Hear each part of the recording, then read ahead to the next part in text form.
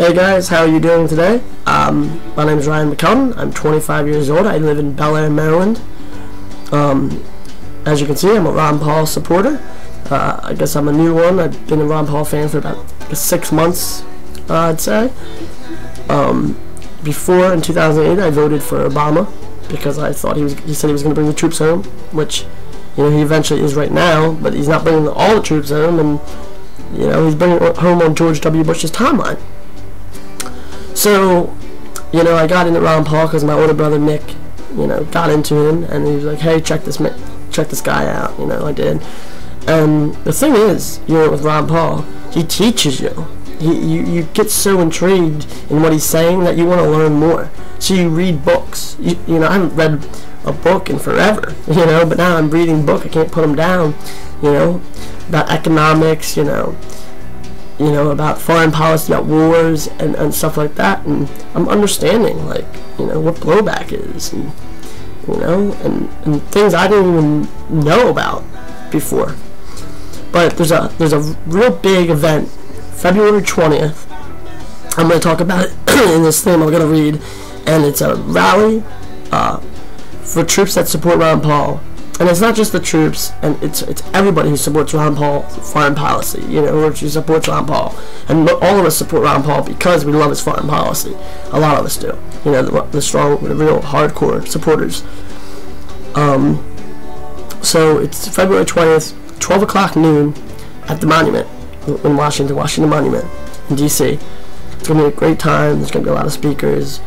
You know, there's going to be a great showing of people, you know, real patriots, if you will.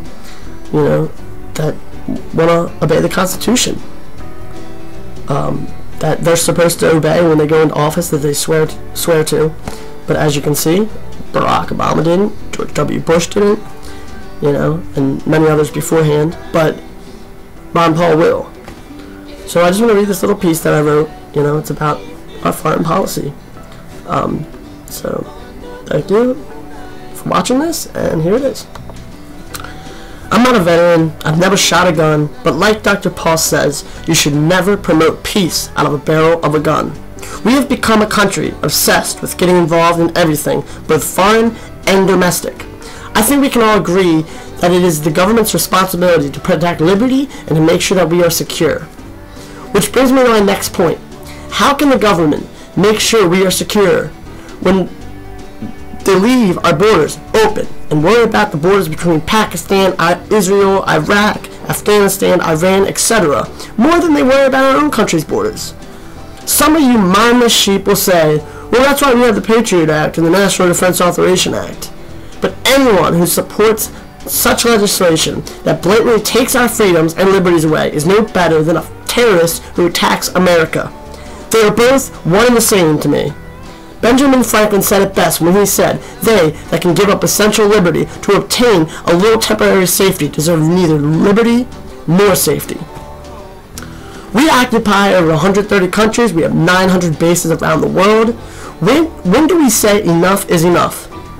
Do we wait till we are a few more $1 trillion in debt? To the point where we have no choice but to come home.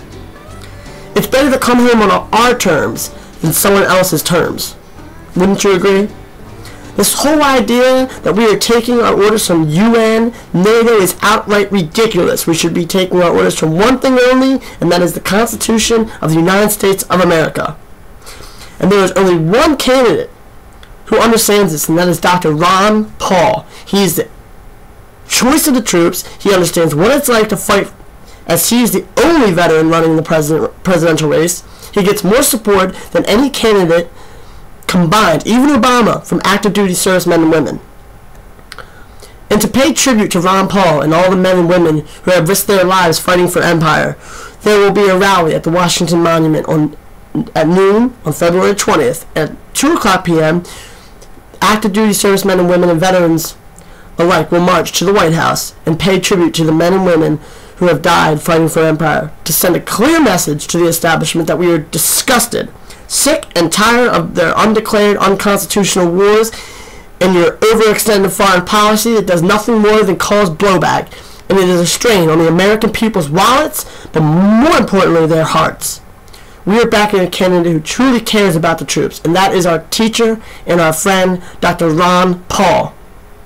So please, come out February 20th and support the troops that support Ron Paul, because Ron Paul is the only one, the only candidate who supports the troops.